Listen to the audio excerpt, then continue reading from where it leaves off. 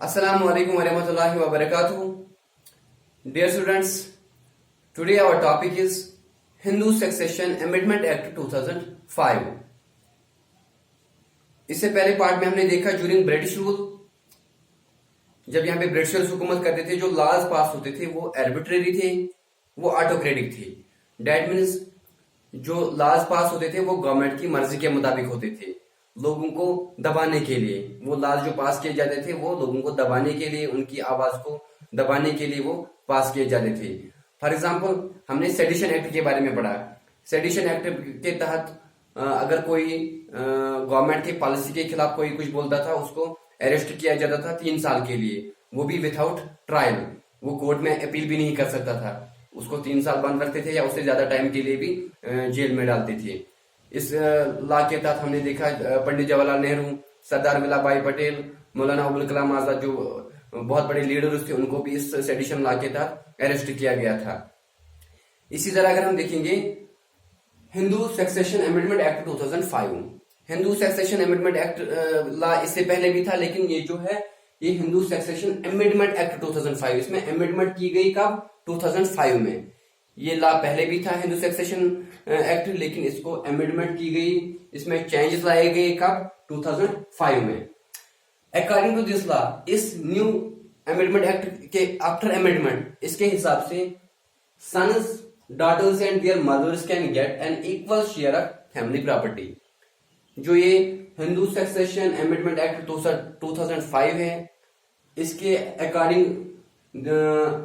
ये जो नया लॉ है, जो sons, daughters and their mothers can get an equal share of family property.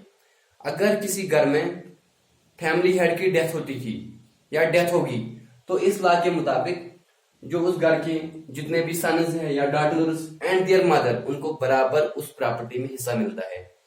जो हिंदू सक्सेशन अमेंडमेंट एक्ट 2005 है, इसके मुताबिक अगर किसी फैमिली हेड की डेथ होती है, तो उसके जितने भी सन्स हैं या डॉटर्स और उनकी मदर, दैट मीन्स उसकी वाइफ, उनको उस प्रॉपर्टी में बराबर शेयर मिलता है इस लॉ के मुताबिक।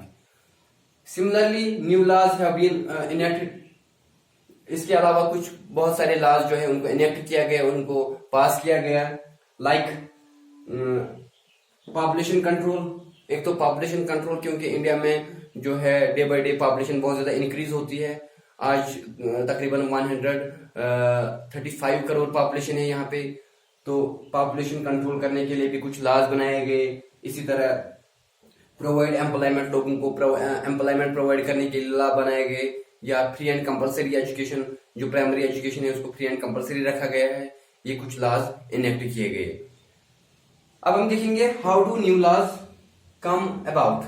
जो ये न्यू लॉज है ये किस तरह से वजूद में आते हैं, जो नए लॉज है ये किस तरह से वजूद में आते हैं, एग्जिस्टेंस में आते हैं। फर्स्ट ऑफ ऑल हम देखेंगे the parliament has an important role in law making. जो हाईएस्ट लॉ मेकिंग बॉडी है इंडिया में वो है Indian parliament, that means Lok Sabha, Rajya Sabha and president of India.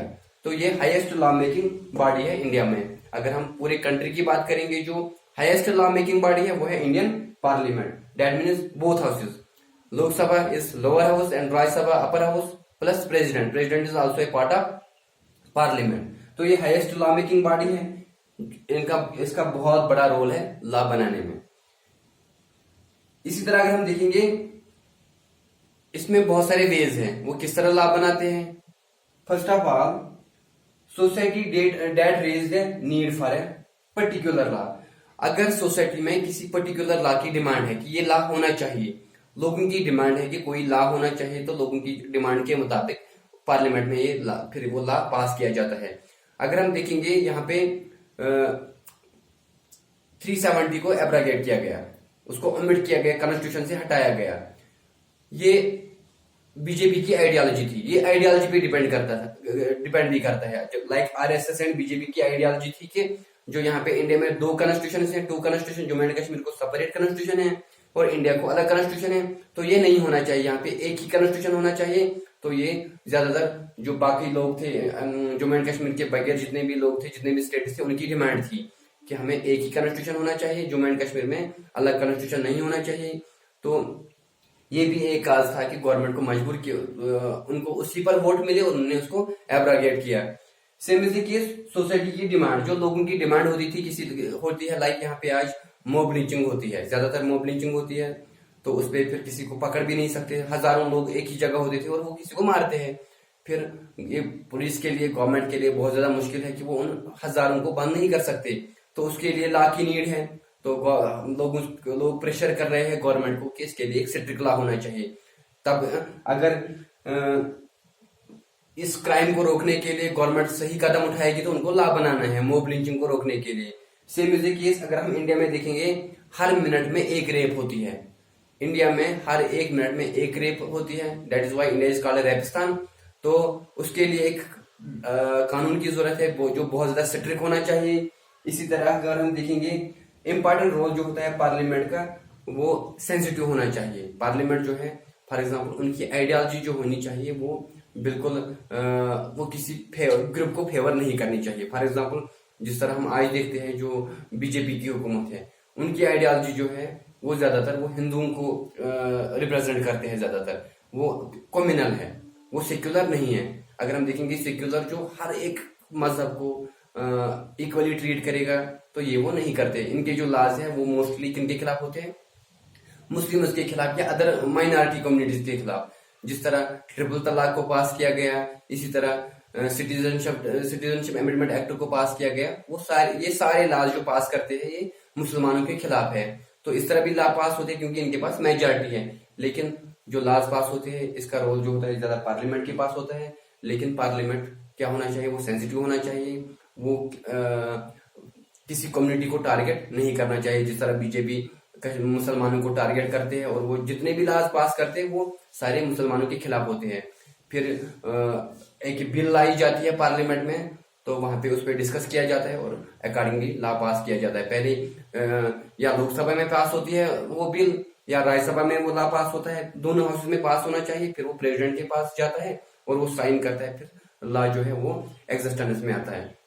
जिस तरह हमने देखा ट्रिपल तलाक, पहले उसको लोकसभा में डिस्कस किया गया, फिर राज्यसभा में उसको पास किया गया, फिर प्रेसिडेंट ने उसको साइन किया तो वो फिर लॉ बन गया। इसी तरह जो है न्यू लॉ जो है ये एग्जिस्टेंस में आते हैं।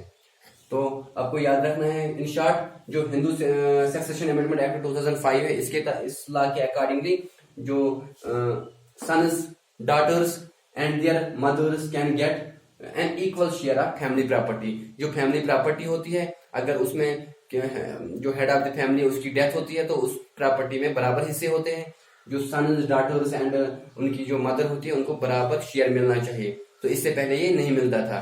सेकंड थिंग, अगर हम देखेंगे बाकी कुछ लॉज अकॉर्डिंग सिमिलरली उनको पास किया गया, लाइक पोल्यूशन कंट्रोल। ये एक जो पोल्यूशन कंट्रोल है ये फंडामेंटल राइट भी है, फंडामेंटल ड्यूटी भी है।